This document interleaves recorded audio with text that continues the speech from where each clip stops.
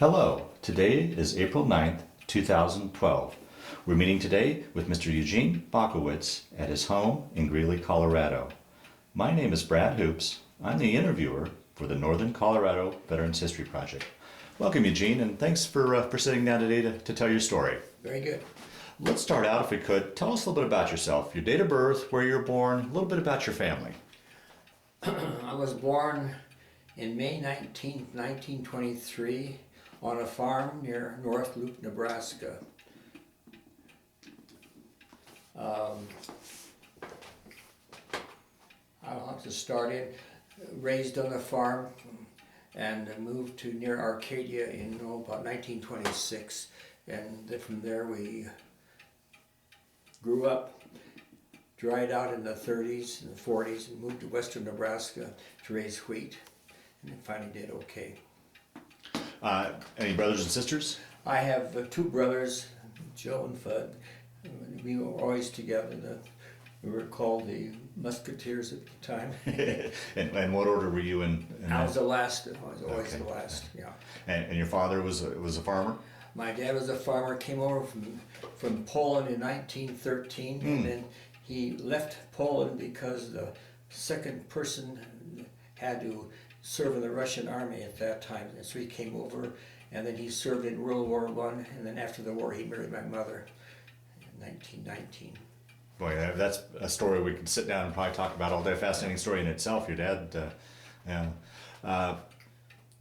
One thing I like to ask with people in your generation, was your family affected much? Do you have much memories of both the Great Depression and the Dust Bowl? Oh, definitely.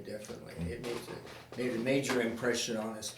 Let's see, Dad came home and they bought a farm around Arcadia, and he had paid way ahead on it, and the drought years came and we hadn't had a crop for 8 years, so we couldn't make a payment, and they took the farm even though we had paid ahead. So there are good that comes out of that era. They can't do that now if you're paid ahead. But we had 150 head of cattle, 300 hogs, and then end of 34 we had practically nothing. Oh. Yeah. Yeah. It's hard to talk about that, you get it going, unless it's the situation is right on something like that. Yeah. We grew up a Christian family, and we always honored our father and mother, and had a good mother and father, so nothing more. Oh, wonderful, Yeah. wonderful. So you went through the school system, graduated from high school. Went to a grade school, Glendale, for 8th grades, and then went 2 years to Arcadia High School before we moved to western Nebraska. I graduated out of Sunol, Nebraska, 1940, 16 years old. Graduated at age 16? Yes. Is that right? Yeah. And at that time there was much work around. That was 1940, so we worked in a farm. It came an opening in Denver, Colorado. Remington Arms is building an ammunition plant there, and I applied, and I was 17, 18 years old at that time, and I was a machine operator, one of the senior operators in the whole plant, making 50 caliber ammunition.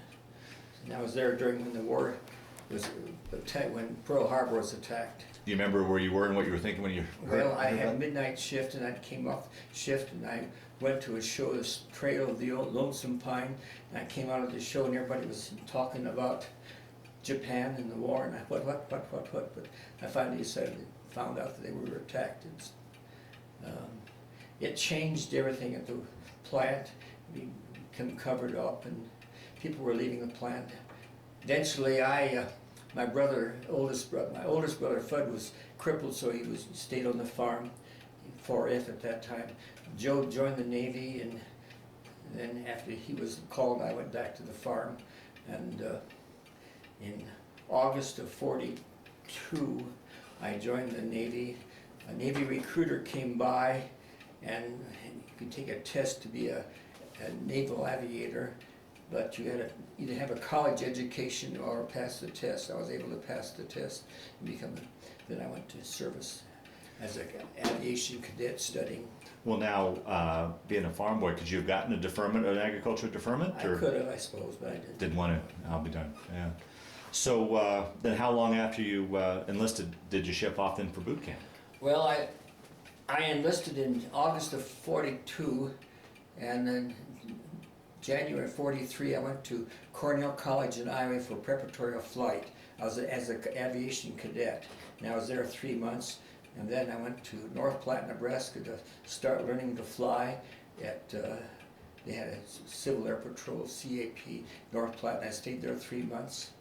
And then I was shipped to St. Mary's, California, where again it was pre-flight, and again studying and physical.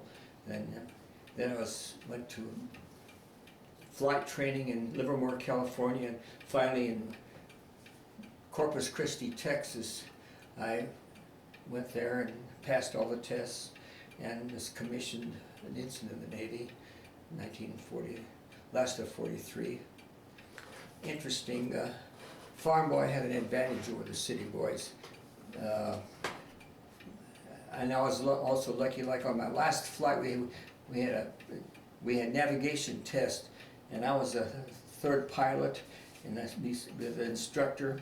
The first pilot flew his first leg, I flew the second leg, and then the other cadet flew the last leg. And I had plotted it that we came out way, we didn't hit the place. And the other guys plotted that they hit it, and we were off. So I graduated, the other two had to go back to school. Is that right? Flight training again, yeah. Now, how was that transition going from civilian life and military life for you? I found it very easy. Yeah. It bothered me because I was cadet and I roomed with a lot of Yale and Harvard boys as aviations, and it always bothered me that they were there and I was there with them, and they finally decided their dad had money and my dad didn't. Intelligence didn't come with book or money, so that was, I made kind of relieved after that. Yeah. Well, that's interesting too as well. I mean, growing up, outside going down to Denver for your work, I imagine you probably didn't travel too far away from home, and like many of your generation, and now you were zigzagging all over the country, meeting all these different people. It must have been. I wasn't out of the county until I was about 15 years old. Then went to Denver. I stayed in Denver, and then came back. And after that, we traveled all over. It was fun. Yeah. So your commission now. Take your story from there. I was sent to Jacksonville, Florida, to Cecil Field, become a dive bomber pilot. I was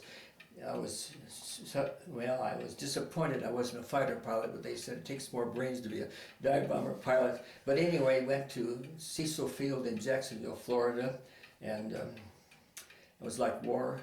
We lost a pilot every other day for 35 days. Wow. Oh, jeez. So you learn not to get too close to one person, and you made friends, but that's all. You kept them at an arm's distance. And so you would, when they got hurt or died, well, you didn't bother you that much, but that's... Yeah. Now, I guess another question, going back to your youth and growing up, prior to going into the military, had you ever been up in an airplane before? No. Actually, when I was in Denver working ammunitionist plant on my 18th birthday, yes, I went to walk to Stapleton Field, and there was a private plane there, private company, and I said I wanted to take a flight on my birthday, and so he took me up and flew me around, and I came back down and said, how much do I owe? And he said, nothing, happy birthday. So that was my first flight. Oh, Vitar, yeah. Wow. Is flying something you'd always wanted to do? Or yeah. Okay. Well, not always. I learned to like flying. I read the God is My Co-Pilot, and I always liked that, about the flying tigers in China at that time, and it kind of interested me, and I liked to do it. I always wanted to go to the Naval Academy, but I never had the right connections or the brains.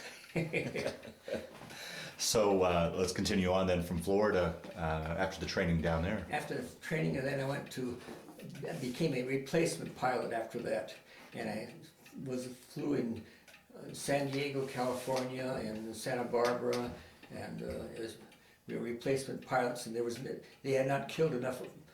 There was not enough attrition in a pilot, so I was never called to duty. Finally went to Hawaii, and from Hawaii went to Eniwetok,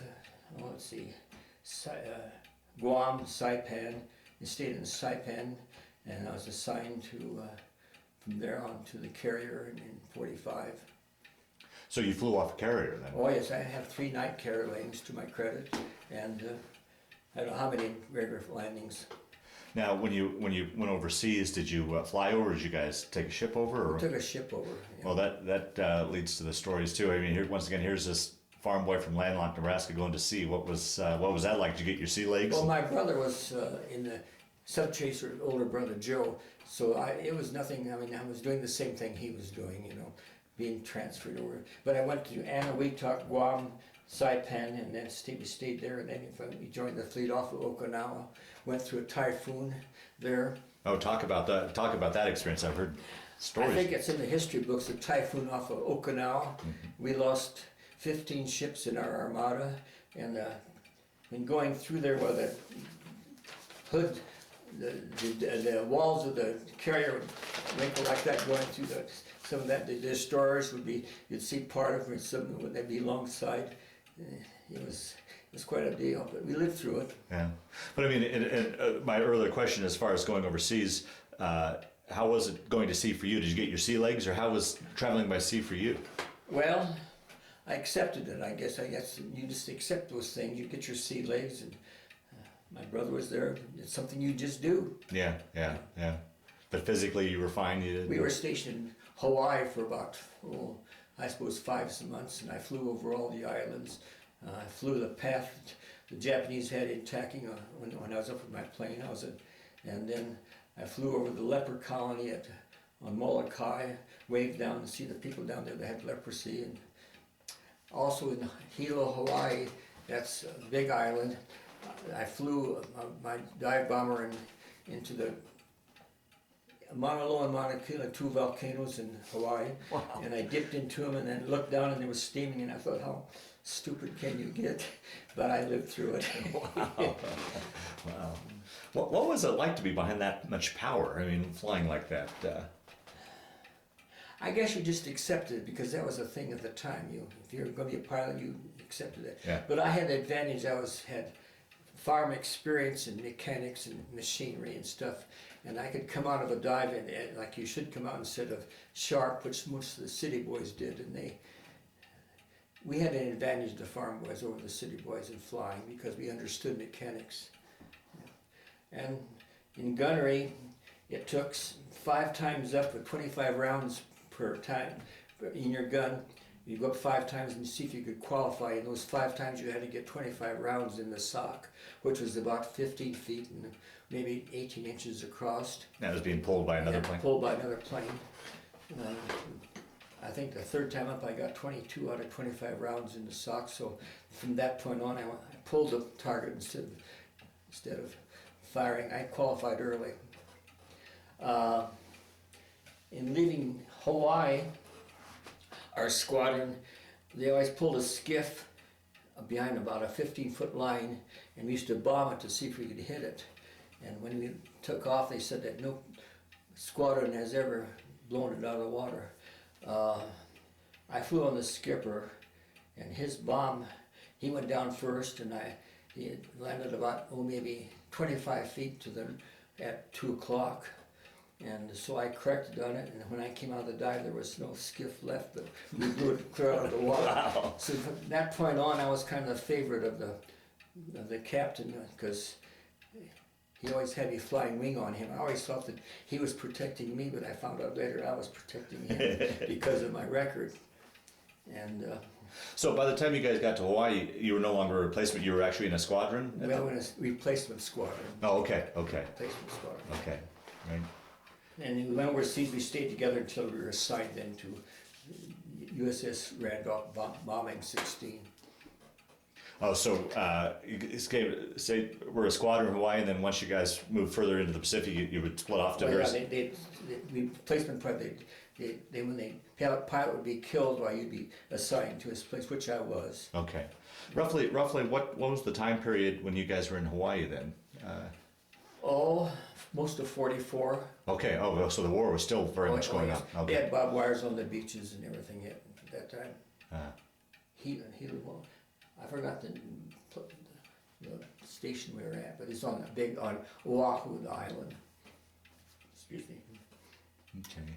And then so from Hawaii you moved further west in the Pacific. As long as on Saipan, that's where we stopped before we were assigned to fleet. There were still battles going on at that time. We'd go to a show at night, maybe first thing you'd hear machine gun fire, so you'd duck down and Really? get out. Oh yeah, there were stray Japanese soldiers running around. And you'd see that the cliffs there where all the Saipan people jumped off the cliff because they were indoctrinated, they would kill them or something. But I went down there and see all those skulls and stuff like that. Oh boy. Whatever. Yeah. Well, it must have been, once again, I'm sorry I keep going back to this Nebraska farm boy, but here you are halfway around the world on these exotic islands. It must have been, Hawaii, Saipan. I mean, it must have been an interesting, exciting time. I would think. Well, yeah, I was very, I enjoyed seeing different islands, yes. Yeah. But it was something you did at that time, which everybody else did. You did what you had to do. Right. During this time, let's talk a little bit about communications back home and with your brother. I mean, in today's age, we've got cell phones and internet. Talk a little about how it was communicating back home, and were you able to communicate with your brother? We would get letters eventually, and they had that free postage, free, what do they call it? The V-mail? It's called something else. But we would write once in a while, but not every day, once a month or so like that, communicate. Well, one thing I didn't tell you about when I was on the carrier, when the war ended, I know you haven't gotten to that yet, but well, before the war ended, I was flying search, and had the radio on, and the Americans were talking to Japanese, and they say, please get out of Hiroshima, Nagasaki, and they named 15 cities because we're going to be bombing them. And this is prior to the dropping of the bomb. And at that time I thought it was just propaganda. And then we heard that they dropped the bomb, and then all the scare, all the rivers will be contaminated, etc. But when the war ended, why, hey, I can go home. I never permitted myself the liberty of thinking about going home or going to college or doing anything like that. Is that right? Because that was a luxury. And after they dropped the bomb, then, well, I can think about going home, or I can do this, or I can do that. It was I never permitted myself the luxury of thinking about, because it just tormented you. So, really? yeah. Really? Wow. Well, I know faith is a very important thing to you. Did faith play an important part during this? I was surprised. I was Catholic, and most of them were Protestants, but they tolerated it. Like when I was a cadet, I could go to church. When inspections, I could go to church instead of being on inspection. They'd cover for me. It was very tolerant, and I think it's very good for the nation at that time. Yeah. So how long then were you stationed in Saipan before you were put on the Probably about 2 months, and then we stayed aboard ship, and then bombing, and then when the war ended, before the war ended, well, the war ended, and we flew over I was one of the squadrons that flew over the Missouri when they signed the peace treaty. Really? I was aboard that. In fact, there's pictures here of that. Yeah, we'll dig those out and we'll look at them. But when they were signed, we were flying overseas, watching this crowded sky. Yeah. It was part of history that I was with. Yeah, absolutely. Oh, very much so. Now, which carrier were you? USS Randolph. Randolph? Uh-huh. And I was on bombing 16 of USS Randolph. And had you? I'm assuming that you'd had carrier takeoff and landings prior to that. We were catapulted. We were fly off, and I've landed at night and everything. I've done it all by myself. And we had the signal officer, or at night we had the flashlight on him, or just a flashlight, a light on him, the signal officer. I can't imagine landing on a carrier with everything that's going on. It's I'm assuming a totally different animal than. Well, we were trained to do that. We were trained well. We were trained better than the Army pilots, I would say. In fact, we always joked, we'd fly formation real tight. And our comment on Army Air Corps pilot was 2 planes the same direction the same day. We could almost touch each other's planes or wings when we'd fly together. Really? Oh, yeah. Wow. We were good. Wow. Well trained. And then roughly, was the war still going on when you were assigned to the Randolph, or had? Oh yes. Okay. Oh, yes. Yeah. Oh, yeah. did you fly any missions then? Yeah, I flew a mission there. yeah. Not many though. Yeah. At the end of the war. Yeah. So I was, and that's why I didn't get more war duty, because the captain always took care of me, because I was flying over with him, and he didn't want to go anywhere. So I finally got assigned without him though. This was the same captain that you were with in the replacement squadron? Yes. You'd followed him through, or? He followed. Yeah, I followed him, and I thought he was taking care of me, but he was. Yeah, yeah. I was taking care of him. I found out later. Wow. So I guess we'll talk about a little bit about life on the carrier. What's life like on an aircraft carrier? Very well treated. We had linen tablecloths, and we were very well treated. We were treated like the naval cadets were, and in fact, we did have U.S. Navy trained cadets, and they weren't any better than we were. We were all the same thing. Yeah, yeah. I don't. It's hard after so many years talked about it like that. Yeah, yeah, right, sure. And what were living conditions like? Your housing, or your sleeping quarters, and the food, and yeah, we always had the best of everything. Oh, really? Okay. Yeah. And you said you did night landing, so you would fly mainly at night, or Usually fly at night or and then sleep. Trained well on that, yeah. Yeah. Just well trained. Yeah. And then what was? You remember where you were when you heard about VJ Day and the bombings and well, talk a little bit about that experience. When we heard that they were trying to sue for peace, and then finally the captain said the war is over, Japan has agreed to capitulate, and at that time I said, well, I can go home now. I can think about that. I was talking about earlier. Yeah. I finally allowed myself to think about going home or think about doing this or doing that, because that was a luxury. Oh yes. Wow. Now, when you say you could finally let yourself think that you could go home, did you have the feeling that you weren't going to survive the war, or what was that? What was that? Well, feeling? my attitude was, if I fall, just let me lay there, and that was my attitude, because you never knew. Yeah. When they, like in training, kill a pilot every other day for 35 days, you finally get. Yeah. Right. Yeah. Calloused, maybe is the word, and you if you're going to get it, you're going to get it. You just had to have that type of an attitude. Yeah. And when you heard about the bombs being dropped, could you guys even imagine what this thing was, what these bombs were? I mean, the size of these things had to be... No, we were told about how the rivers would be contaminated for years and years and things like that, but at that time there was so much propaganda we didn't know what to believe. Yeah. Well, speaking of propaganda, were you guys getting Tokyo Rose's broadcasts on the ship? Oh, yeah. Yeah. Not as much as they do on the submarines. You see these submarines TVs, but it wasn't that bad. Oh. So the war's over now. Where do you guys go from there? Or take your story from there then. When the war was over, we went through another typhoon, and the USS Wasp it's a carrier right next to us, and we went into the night with a storm. Got up the next morning, and the Wasp was alongside of us. A wave had gone. See, the carrier deck was 70 feet off the water, and a wave had gone higher than that and hit the deck and bent it down, and it was like that. Jeez. And we saw them alongside of us, and pretty soon they turned and went back to Hawaii, and we were going, oh boy, if we could just go back too. But that's what the storm was like, that high of waves. Then about, maybe 20 days, and we headed back from Pearl Harbor for R&R, on Waikiki Beach. And from there we went to Panama Canal, and went through the Panama Canal. So this was all after the signing of the on the Missouri, and that must have been a sight, because wasn't it was just a huge show of power with that must have been just a sight to see all those planes and ships and. We were busy trying to stay in formation. So you really couldn't look. But it was part of history. That was yeah. At the end of the war. Yeah.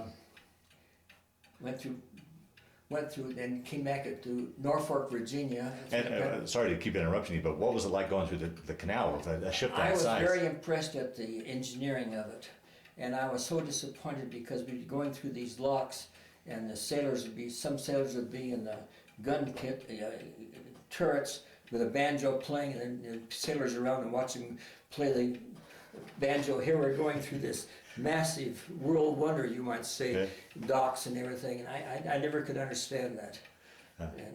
But I went through there, yes. And then went into Norfolk, and that's when I saw my first helicopter in Norfolk, Virginia. Oh. And that's the thing. Also, one of the aces in Fighting 16, F-16 Hellcats, Hellcats, landed with wheels up. No matter, it was something else. He's an ace, and he still come in wheels up. So he wasn't thinking about war anymore. And I thought, you can have accidents anytime. Yeah, right. From there, we flew over. Navy played Penn game October 15th or something like that, and we flew over the game, and we flew low. In fact, we dipped into the stadium, and I could look up and see people. I was so low, but we didn't get chastised then because we were veterans. But that's what won the war, the guts. Yeah. The devil may care attitude. Yeah, right. And was it there in Norfolk then that you were discharged, or how much longer were you in the service? From there, I went to Great Lakes, and that's another thing that amazed me. Being released, there was my old coach in the high school was there, being released at the same time, and when he saw me, his mouth went, wow. Why are you here? Just like, you mean you stupid Gene was in the Navy? I could tell he didn't say anything, but you could read his face. Yeah. I kind of laughed. Then I went back to the farm. I had a chance, they were going to, when we released, I had a chance, they wanted me to go to Pensacola to be an instructor, and either that or go home, and I said, no, I'm going to go home. I suppose I could have went there and went up in rank, but I was an ensign for 13 months. The normal time was 13 months. 13 months when they hadn't killed enough pilots, so it's 15 months. And I made 15 months, and then when the war was over, I was 18 months, so I just was an ensign, that's fine. I was still a commissioned officer. Yeah. But it was interesting. Yeah. And your brother made it back okay? Yes. Yes. Yeah. Did your folks, and particularly your mom, ever talk about what they were going through? They had two sons off in harm's way, and with communications, I mean, they wouldn't hear from you for months at a time. And you really, with the silence, you couldn't tell them where you were. Did she ever talk what they were going through back on the farm? No, I didn't. My brother was home at that time when it was Florian or Fudd, they called him. Had a stiff leg, and he couldn't. He's 4F because of that state of him. But helped the farm. No, they didn't talk about it. That was just part of the war. You did what you had to do. The home front, yeah. Just like the neighbors, but I'm sure they worried. Yeah. And then how was that in relation to my earlier question? How was it going from military life and everything you had experienced back to civilian life? Was that much of a transition for you? Not really. Yeah. I went back to the farm where I wanted to relax. I was burnt out studying because I was keeping up mentally on studying, and when the war was over, then I could relax. That's why I went back to the farm and kind of relaxed. And I could have accepted the GI Bills, but I didn't. I was burnt out. Yeah. After all this studying, keeping up with everything. Yeah. One thing that did impress me coming home was I had been home maybe several times, maybe 3 times during my training before I went across overseas, and I had a dog named Rover, or Bob, and Bob was his name. He didn't have any tail, and we used to go hunting out together. And he never acted any different. But the day that I came home for good, he ran around the yard barking. Really? I never understood that. Just like, hey, you're home for good. Wow. I never understand that instincts the dog have like that. Yeah. So you say you came home and relaxed, but you were still working on the farm. It wasn't like you were on vacation. We were farming a lot of acres that time. Yeah. Start helping out. And you just take your story. I guess now we'll go into your post-military years. Take your story from there. You stay on the farm, or stayed on the farm and worked and met my lovely wife, married her. Then I decided that I would move to town and keep a part of the farming, and I was asked to come into the Sydney National Bank as a teller, so I filed checks, and and they gave me a cashier's position and then a vice president's position. They also sent me to banking school in Boulder, and from that point on I went up in banking, and I finally wound up president of the bank at South Platte National Bank in LaSalle as a president, which is quite an accomplishment. Oh, absolutely. How many years altogether were you in the banking industry? Oh, from 55 to 82 or something like that. And the bank was sold out, and then they didn't like me, and in fact, they didn't like any of the presidents. They had 15 other banks, and they all got kicked out. But it was it was vultures at that time. Yeah. But I still have people thanking me as I walk down the street for helping them out, and I don't remember that. Is that right? Wow. Yeah. And then you went into full retirement after got out of banking, or? No, I stayed in the investment business. I stayed in that until about, this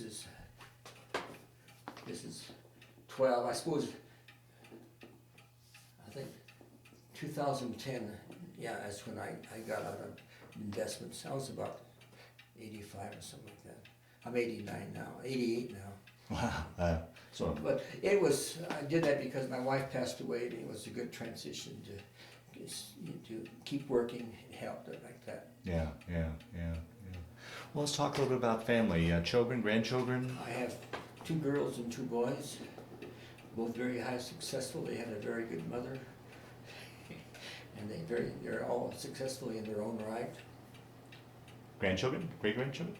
Grandchildren, yeah, 11. Let's see, I think I have 9. Let's see, 1, 2, 3, 4, 5, 6, 9, something like that.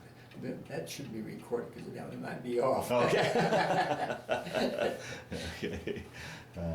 Well, through the years, did you ever keep in touch with the guys you served with? Go to any sort of reunions, anything like that? We never made bond relationships because of the flying condition. You could die the next day, so right. You never got very close to people. Yeah. Consequently, you never kept up with them.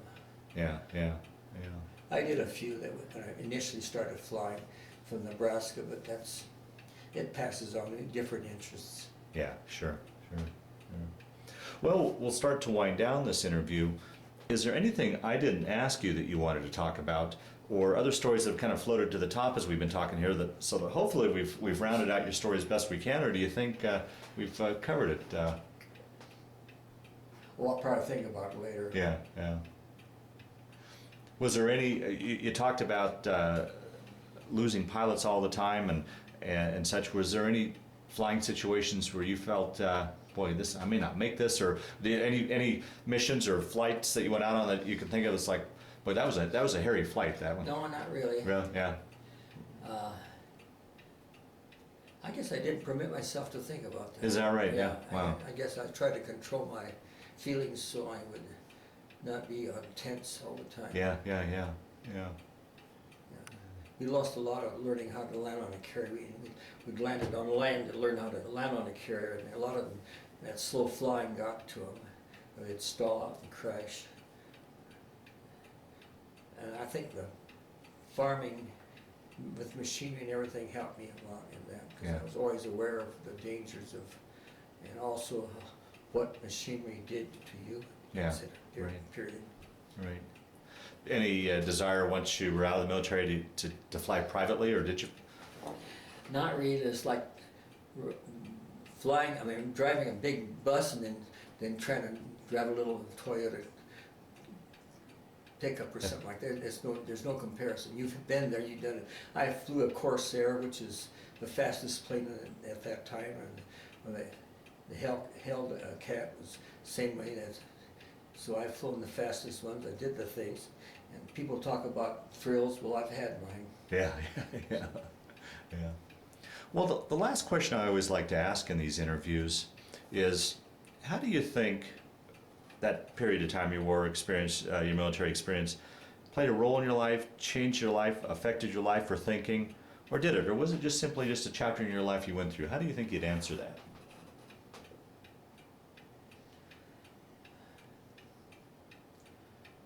I don't know how to answer that. Let's see.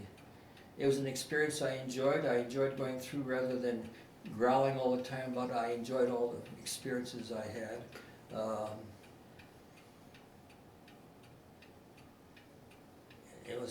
very much a part of my life. I still like to be. Being a Navy pilot, you never have to ask if you're a man or not. You've been proven. Yeah. You've proven that you were a man. Yeah. Wow. Yeah. I guess that's a bad answer, but hard to answer. Yeah, fair enough. Well, Eugene, I want to thank you for sitting down and sharing your experiences with us, but just as important, I want to thank you for your service to our country. Thank you.